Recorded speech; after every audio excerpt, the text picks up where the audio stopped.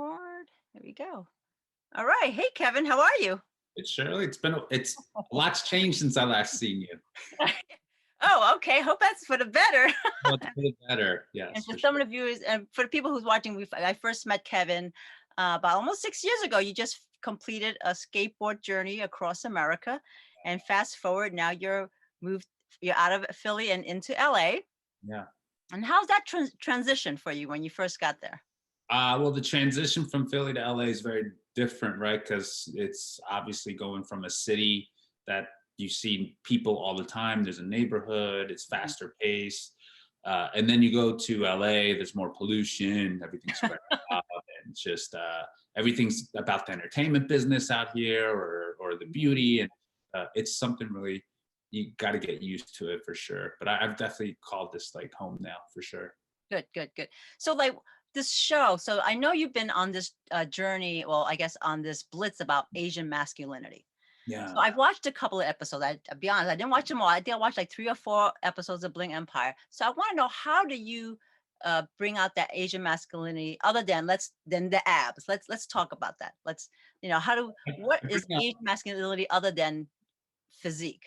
Right. So I bring out Asian masculinity as in even showing the desirability of an Asian guy, or showing the sexiness, or showing the charisma, or the vulnerability, and being a little bit more layered than what we see for Asian men in media, which is kind of just the martial artist or the Right, foreigner right. and the joke. So my thing is, yeah, we're funny, we're fun, but we're not the joke of everything and degrading us in a prejudiced and racist way. So I think that's what's so different about it, is that you can see me even pursue and being comfortable with my sexuality and going for love interests Right, or of being course. romantically. Yeah.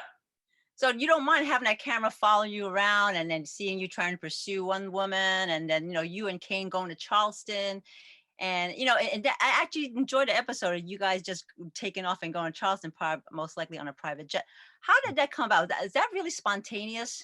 So And spontaneous. just Like bring, this, go ahead. that, that's kind of how I knew we had a really special episode and Mhm. season and a show, because I remember after we were finished and we were wrapping up and we were flying back home, I sat down with the line producer, Brandon, who's half Filipino. And he just said to me, like, I actually confronted him and just said, like, hey, no, well, not confronted, consoled in him and said, is this normal for a reality show? Because I thought it was supposed to be different. Like, I thought you guys had everything planned for us and stuff. And they're like, no, this is what we hope a reality show can be like. Mhm, It's mhm. spontaneous and real. And I think it really showed in this. So I definitely knew we had something special after Charleston.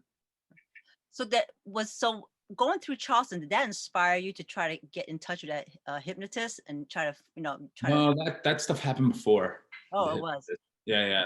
That me having that conversation with Kim in the early episodes inspired me to see the hypnotist more, the regression therapist.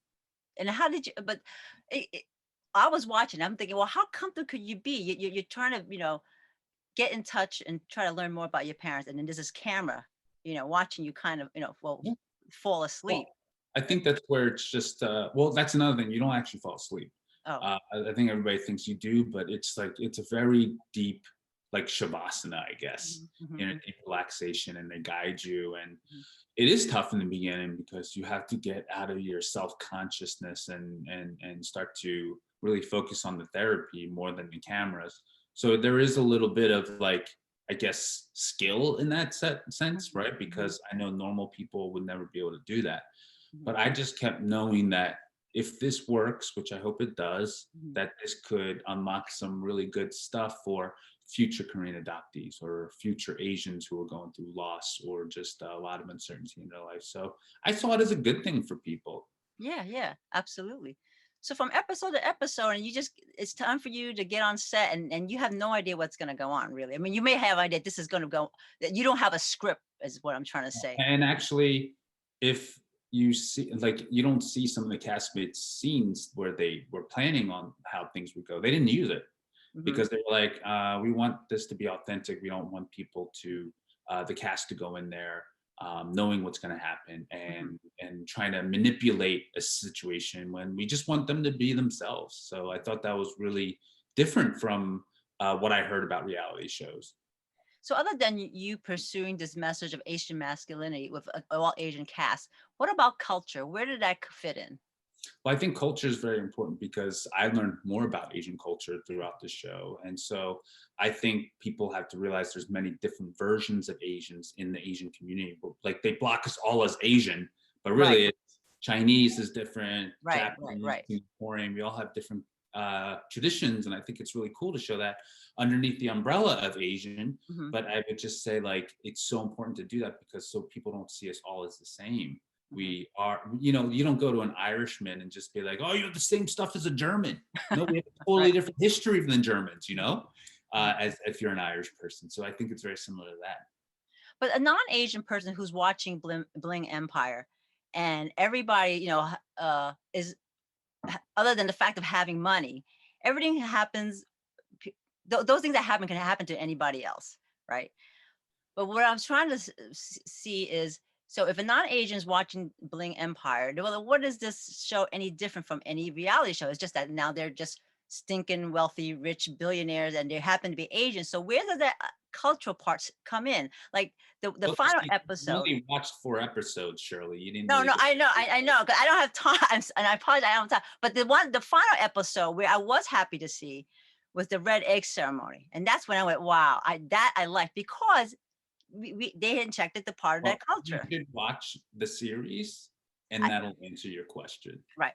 But you know what? I like that part because someone who's non-Asian will wonder, oh, that's what they do for a baby. So I want to know, like, how much more can they inject into that, other than seeing you guys at the pool and buying a Ducati for the heck of it or whatever. You know what I'm saying?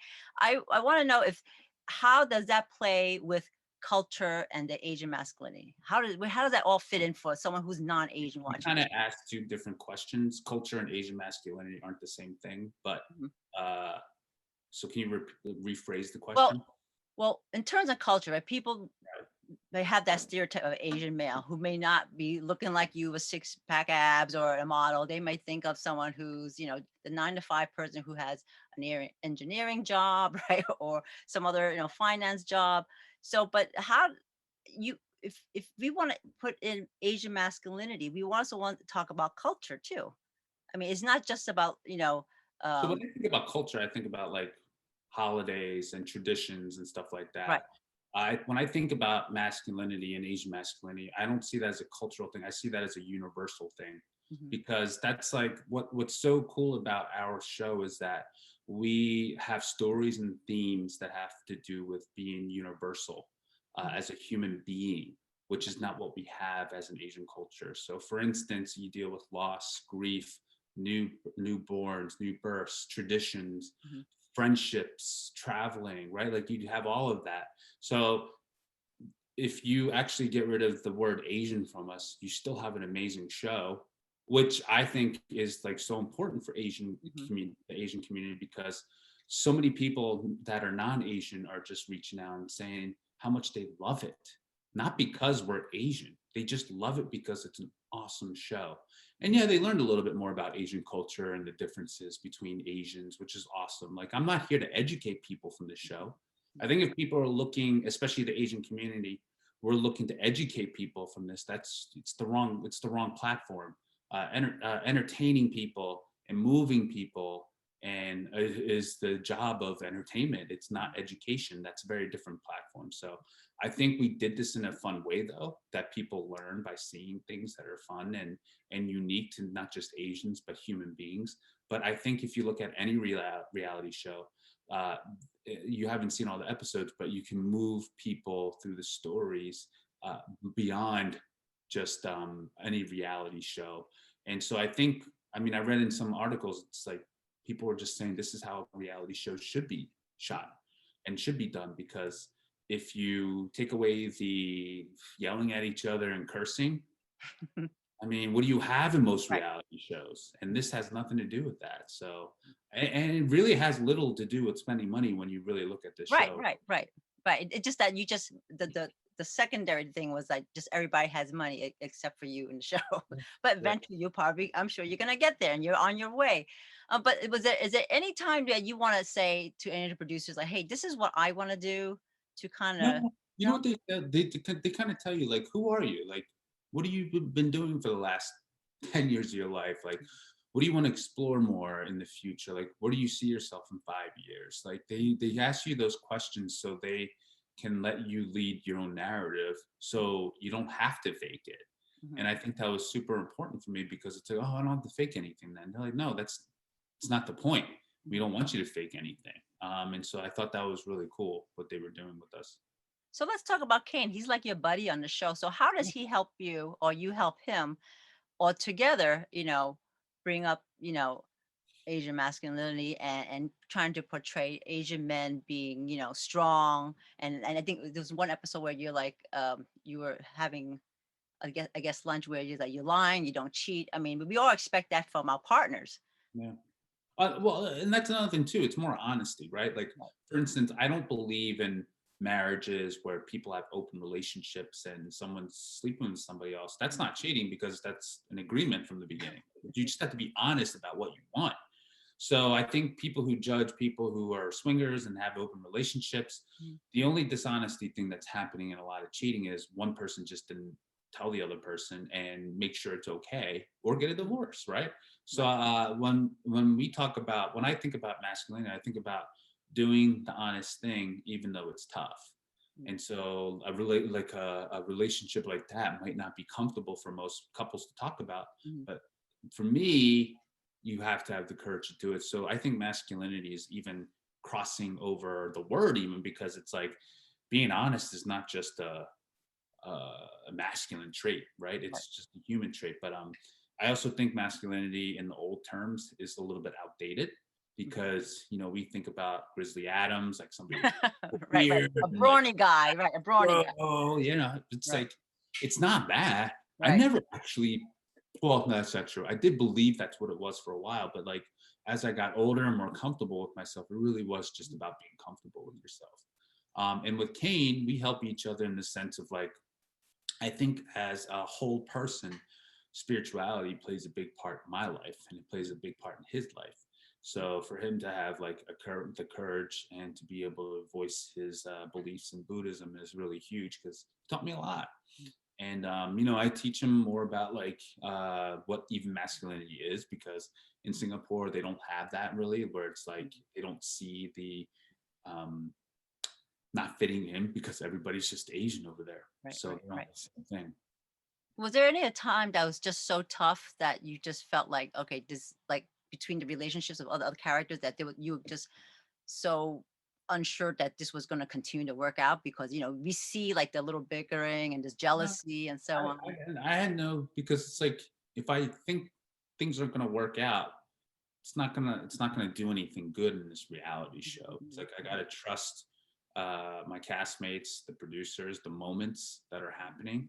And anytime that I know for me, if I tried to manipulate a moment, it never comes out the way I wanted to. Mhm. And it never even looks good on camera. Like, I mean, there are parts where like I think some of the castmates try to push things and it's just like kind of comes across it a little bit. But Right. my whole thing is like I've never one moment doubted anything about what was going on and stuff because I think if I would have doubted, then it's like, what am I doing on the show for?